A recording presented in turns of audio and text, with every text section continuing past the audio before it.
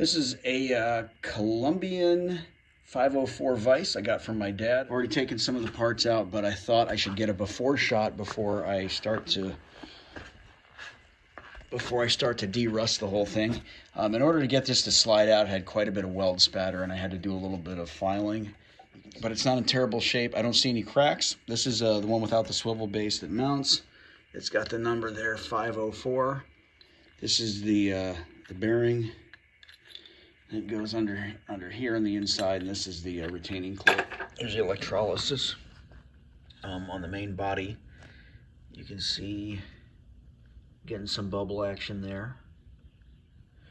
And you can already see something happening to the plate underneath it. I mean, this has only been going for like maybe 60 seconds. Well, this is 3 hours in solution. First impressions after 5 hours in solution. I'm not super impressed in general by the quality of this Columbian vise. The casting, leaves a lot to be desired, and the finish. I mean, you can see the all the grinding that was done on the vise, and I'm pretty sure this wasn't done. This looks like something that was done factory. These two seams, the mold don't even line up properly. You can see all this weld spatter here. Somebody was really using this vise. God, just a lot of arc strikes, some pretty bad ones. There's one right there. There's just a bunch of them. The jaws are fairly chewed up. There's just nicks everywhere. Probably another soak. I don't know if this is part of the paint or if that's still some corrosion that has yet to come off. You can see things like where the base was finished.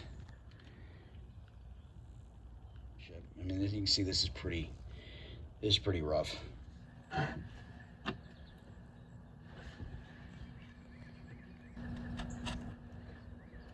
Who's a good kitty? Who's a good kitty? I've got to figure out how to get this piece in and isolate the inner cavity, which is really not that bad. But what's bad is that it has been used to weld. I've got arc strikes all over it, underneath. I've got weld spatter on the bottom. Somebody's doing some pretty heavy welding, but I don't know why you would be striking against your vise. More arc strikes. Evidence of somebody using it as an anvil. It's been going for about 4 hours now. There's the piece of PVC that's keeping that rod from touching the body while it's energized. I'm pretty sure I'm gonna have to tip it on its side next. I don't think the top is getting much cleaning to this piece here because it's basically sitting like this and there's nothing on top of it. So here's the new setup so that I can get at the rust on the outside of the dynamic jaw a little better. All right, well, we just let that go for a few hours and see what it gets us. So taking another look at the spindle for the Columbian vise. This is in okay shape. Unfortunately, I don't think I can save the coating that I read so much about, which is, I guess, kind of a trademark on the Columbian vises. This is just gonna have to get de-rusted and then probably wire brushed, and I'll probably try and cold blue it. There's quite a bit of wear here on the spindle. Yeah, that just should have been greased and cared for a little bit better. This is the washer that goes against the body and keeps it from rubbing against the body itself.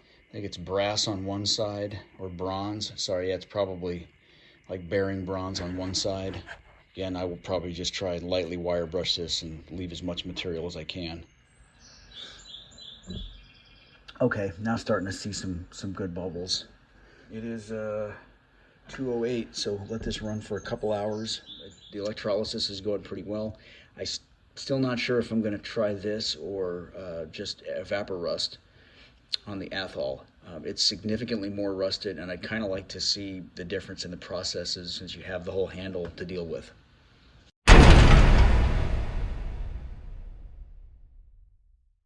I was taking a look at the dynamic jaw for the Athol, and then this is for a Columbian 604 that I'm restoring as well.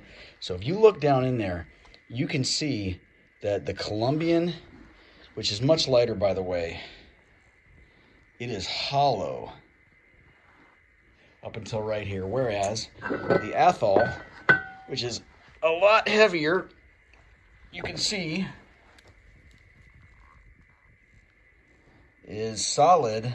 It is solid basically all the way down until you just need it to clear the spindle. So about to right here, when you look at it, it's thinner and looks smaller. This is at least, I guess 50% heavier. I might actually put it on the scale at some point, but this is much, much heavier than the Columbian.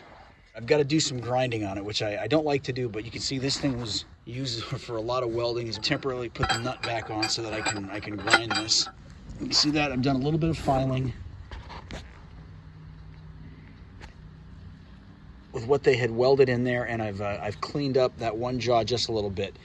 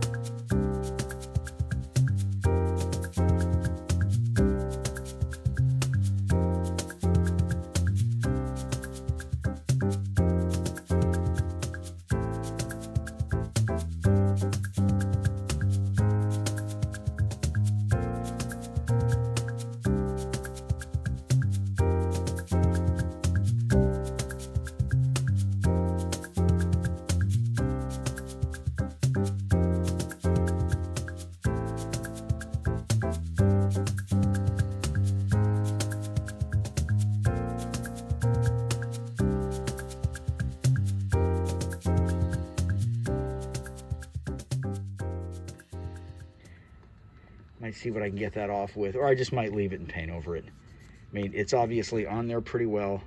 It's not rust. I may just leave it. Got some arc strikes here that are actually harder.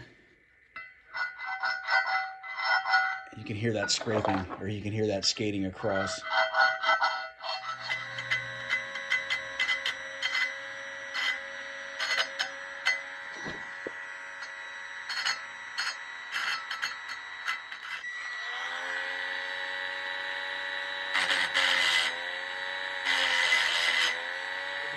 Pretty happy with the lettering. I don't need to do any detail on the lettering. It's in better shape than the Athol vise was. I am, however, going to need to take another look at these jaws. Here where somebody had looked like they'd done some welding across here, I think it's interfering with the jaws closing. You can see a gap right there. I don't know what I was thinking here that these might have been done. Maybe over here this is fine, but right here you can feel with your nail that's higher, and you can probably see it. If I angle that right, I do need to take that down with a hand file, or else these are never going to meet up properly.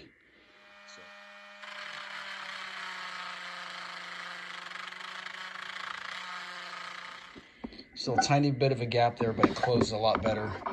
I'm going to file the teeth down once I'm done cleaning it.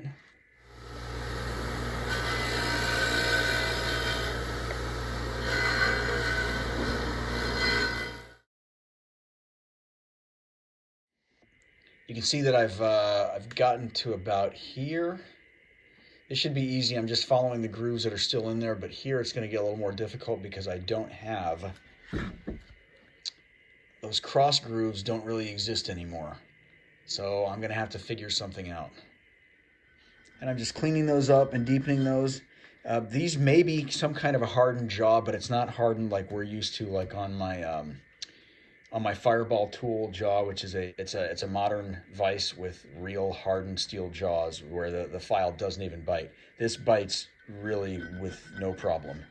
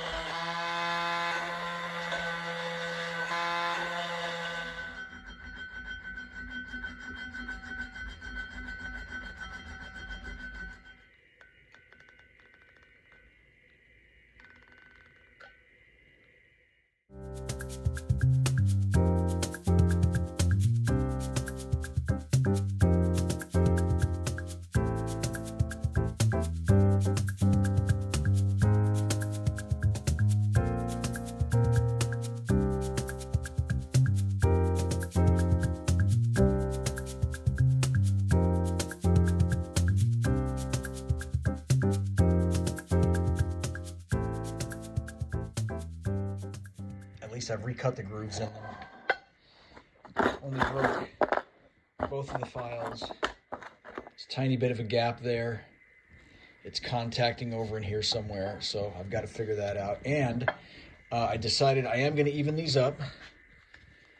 I'm going to take this out with the grinder, and I'm going to even up the sides. I got to take some off this one here, and then some off the static jaw. And I'm also going to grind down the top because I should be able to see these pins coming through the top, but it's either gotten covered with weld spatter. I think I can see a little bit of what should be right there, and there should be one there, and then over here somewhere there should be one. It's just too cold out there to set up the camera and everything else and try and get shots, so I've got the sides lined up. This is an improvement for sure. I've managed to find the placement of the pins, but I'm not going to do anything more to them than that. So next, clean.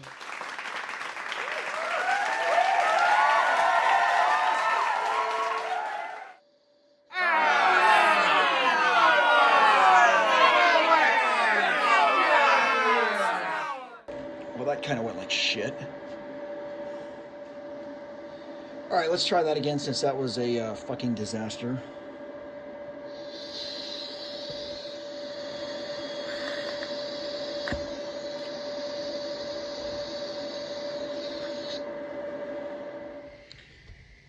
There's a little better shot of it right there. So I've got a little tiny bit to fill in right there once I grind this down, but I think that's going to look better than just a nick. And I'll probably go in and redo this one too. And that's probably the only two big ones I'll get. The rest of them I'll just have to live with. Here we go. Here's the rest of the one on the side, and then here's the one on the top. Heat affected zone isn't too bad. You can see where I touched off there on this hunk of copper. Had it clamped in.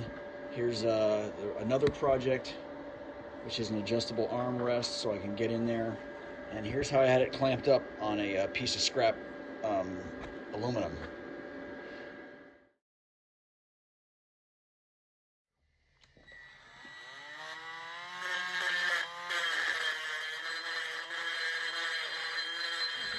All right, so here's the different primer.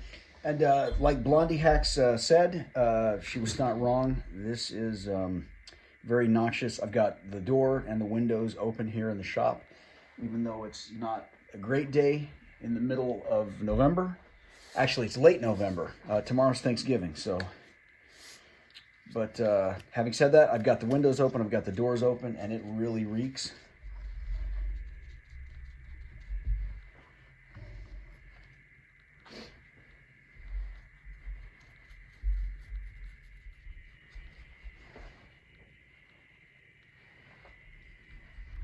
So I've done the bottom of the fixed jaw, and just like this one, I'm going to do the stuff that I can't see when I turn this over. Boy, she wasn't kidding. That this stuff is quite potent. Good thing it's decent outside, and I've got all the windows open. What I'm eventually going to do is I'm going to spray the inside of this with something like Extend. You can see there's quite a bit of rust already in that cavity that I couldn't really get out. There's really just flash rust for the most part.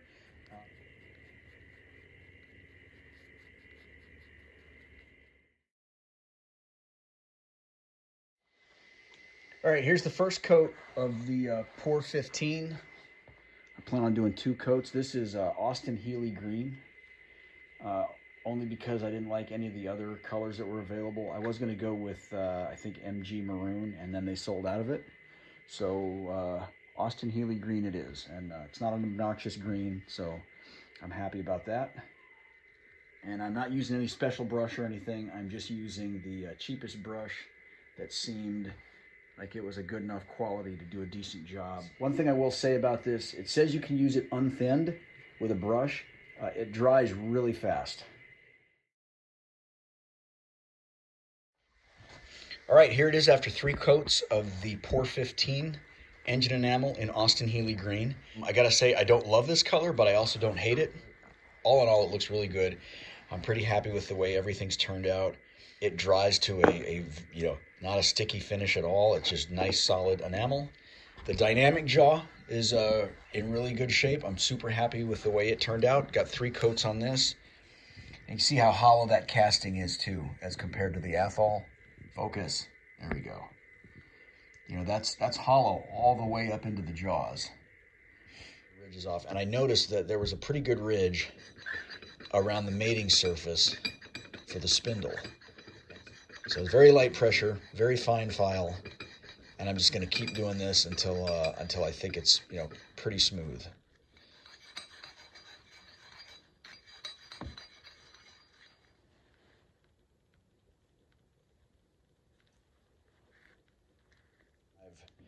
I've double-sided taped some 400 grit aluminum oxide to it. I'm going to take some mineral spirits as lubricant, and I'm just going to tip that up while I put pressure on that washer and just spin it around for a few minutes, and then see what we get.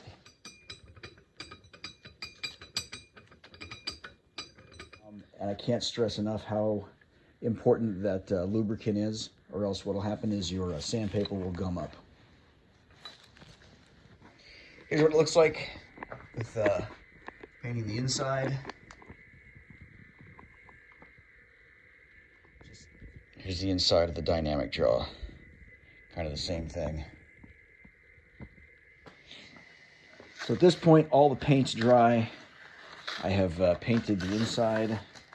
I've also finished all the work that I wanted to do on the spindle. It's been about a week before, or it's been about a week since I did all this. I just couldn't get to any of it during this past week. Pretty happy with the way the dynamic jaw turned out overall. Cleaned up really nicely.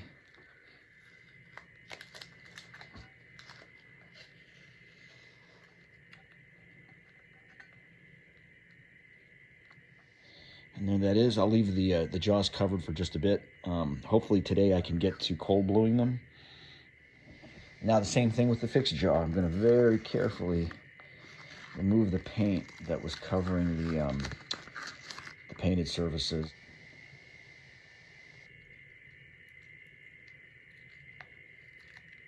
Having to essentially scrape this tape off. It's stuck.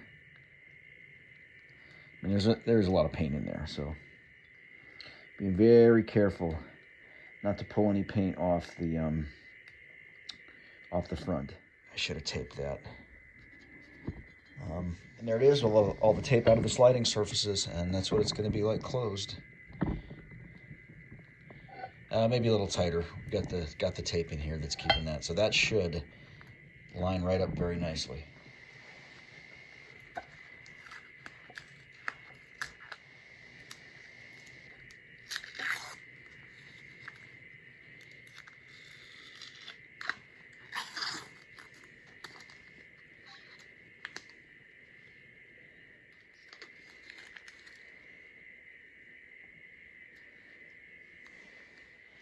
I'm going to pour the super blue into a little glass container.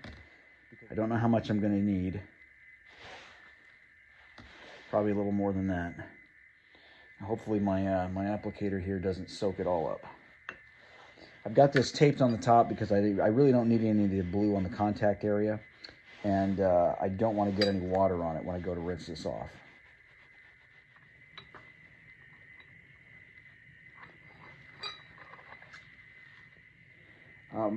If this goes pretty well, I will then next do the jaws.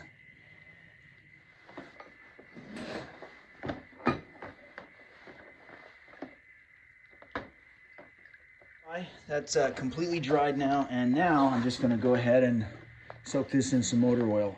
And this is just good old 5W20 from O'Reilly's.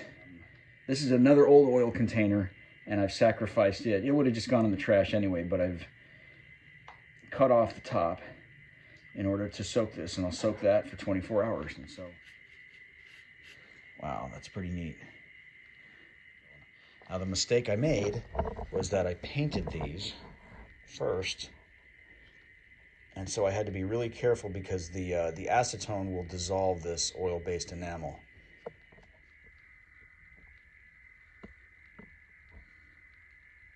So I've got the dynamic jaw, which I just finished cold bluing and rinsing, and blowing dry to get all the water out of there.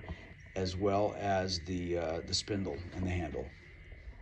Just come across the top. Kind of had to move the camera out of the way and adjust the angle just because of all the glare, and I'm apparently using the world's shittiest tripod.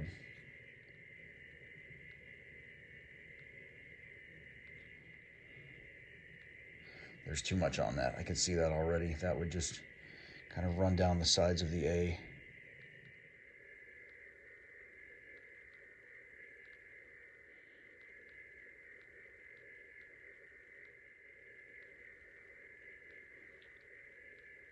Turning it upside down on the other side actually turned out pretty well, and hopefully that camera angle cuts down on the glare a little bit.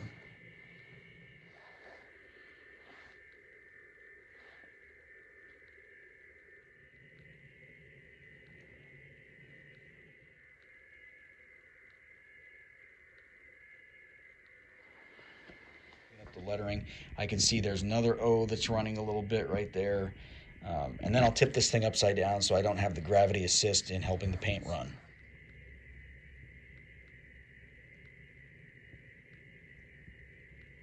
There.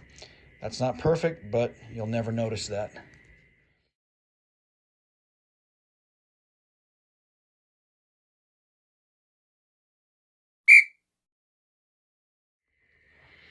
All right, here we finally are at assembly day. Got my two bearings. This is the original bearing. It goes on the end of the dynamic jaw. And then this is one I'm gonna add on the inside because I didn't like the amount of wear that I was seeing on the inside of this. And that's just gonna fit on here like this. This nut's gonna fit on it like that. And it does have a direction. That hole is not dead center. So if you flip it the other way, it's a little too tight. This is the old retention pin for the nut that came out. It also wasn't going to go back in because it was pretty well smushed. So I made a new one, and I put a much subtler bend in that. Let me just switch hands so you guys can see what's happening.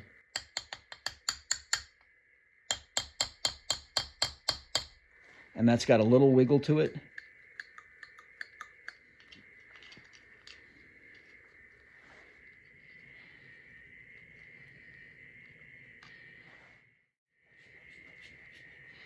I want to make sure I get plenty of grease in there. And grease the, I don't know what you call this, the hole in the end of the dynamic jaw. I'm going to grease behind it,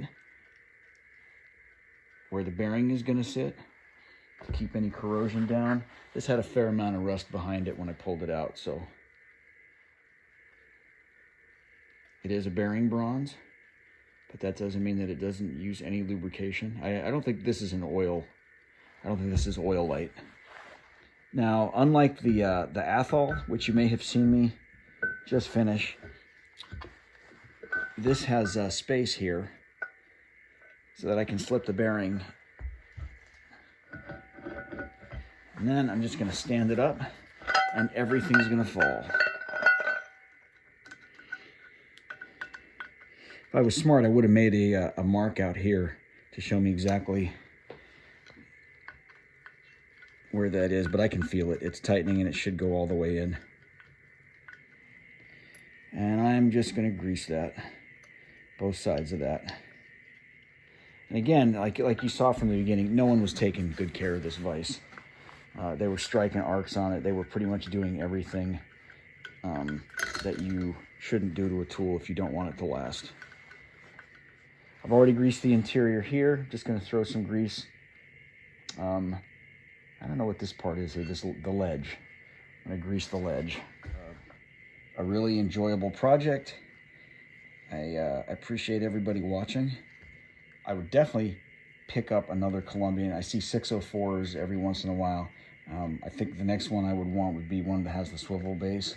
First second project since the Athol was happening at the same time to kind of figure out what I was doing and figure out, is this something I'm capable of? Is it worth it? You don't need to have a mill or a lathe. Certainly it would make it a lot easier, and you could do a few more things, but don't hesitate to tackle a project like this yourself. I think it's well within the skill set of just about anybody. Just have to take your time, Don't be stupid. Let common sense guide you, and you know, watch a lot of videos. There's a whole bunch of folks online doing great work. If you were able to get something out of this and learn something, or at the very least just be entertained, I appreciate you watching, and thank you. And got any comments, leave those down below.